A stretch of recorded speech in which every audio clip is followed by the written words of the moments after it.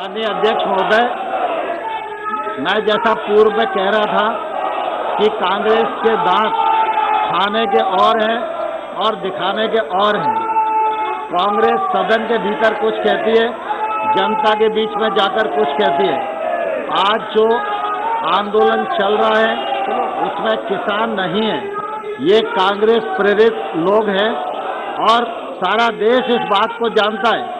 और मैंने उस दिन अपने जवाब में कहा था कि जिन सुधारों को लेकर प्रधानमंत्री नरेंद्र मोदी जी हाउस में आए थे, उन सुधारों से निश्चित रूप से किसान का भला होने वाला है, किसान आगे बढ़ने वाला है, खेती की ग्रोथ रेट बढ़ने वाली है, किसान की माली हालत में सुधार आने वाला है, किसान टेक्नोलॉजी से जुड़ने वाला है और खेती के क्षेत्र में एक अभूतपूर्व और क्रांतिकारी परिवर्तन आएगा। मैं बार बार इस बात को माननीय अध्यक्ष महोदय आपके माध्यम से कांग्रेस के लोगों को भी समझाने का प्रयास कर रहा था और देश के किसानों को भी मैं कहना चाहता हूं कि कांग्रेस के इस भ्रम में आने की आवश्यकता नहीं है, क्योंकि कांग्रेस सिर्फ दुष्प्रचार कर रही है।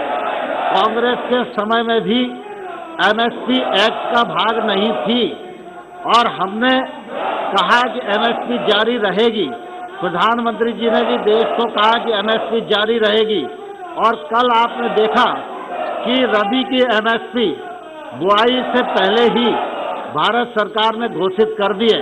समर्थन मूल्य के प्रति जो मोदी सरकार की प्रतिबद्धता है वो इससे प्रकट होती है और यह भी सारा देश जानता है कि ये कांग्रेस की सरकार यूपीए की 10 वर्षों तक शासन में रही।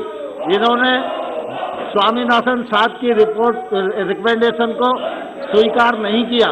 मोदी जी ने ही आकर उस रिकमेंडेशन को स्वीकार किया और 1.5 गुना एमएसपी बढ़ाया।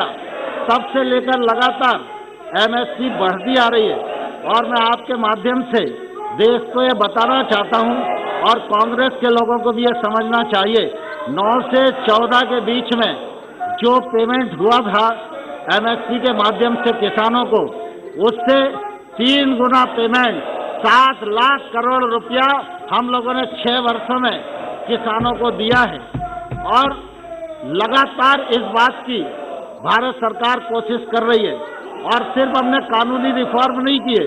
प्रधानमंत्री नरेंद्र मोदी जी ने पहले एमएसपी को बढ़ाया, उसके बाद पीएम किसान योजना के माध्यम से 75,000 करोड़ रुपया प्रतिवर्ष भारत सरकार के खजाने से निकालकर किसानों की जेब तक पहुंचाने का काम किया और वहीं 10,000 एफपीओ बनाकर किसान की आवाज को ताकत देने का जो घोषणा की है उस पर निश्चित रूप से अमल किया जा रहा है।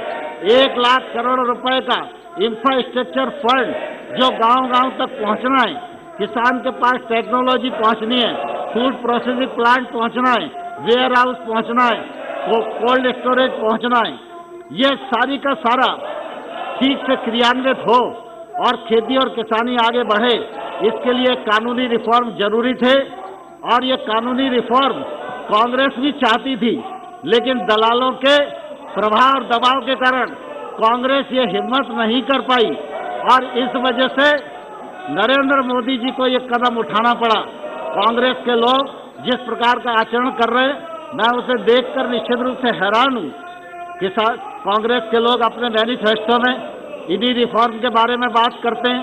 मनमोहन सिंह जी इसी रिफॉर्म के बारे में बात करते हैं। शरद पवार साहब का वर्षन इसी रिफॉर्म के बारे में, नेशनल फॉर कमीशन का वर्षन इसी रिफॉर्म के बारे में। शरद जोशी जी जो किसान नेता थे वो इन रिफॉर्म के बारे में कहते थे। जब हम इसको लेकर आए और जब इनको लगा कि किसान अब भारतीय जनता पार्टी के पीछे खड़ा हो जाएगा, नरेंद्र मोदी जी के पीछे खड़ा हो जाएगा, किसान के जीवन स्तर में बदलाव आएगा, तो कांग्रेस के लोगों के पेट में दर्द हो रहा है। माननीय अध्यक्ष महोदय, कांग्रेस पार्टी के लोगों का जो राज्यसभा में आचरण हुआ है वह बहुत ही निंदनीय, घोर निंदनीय है। धन्यवाद।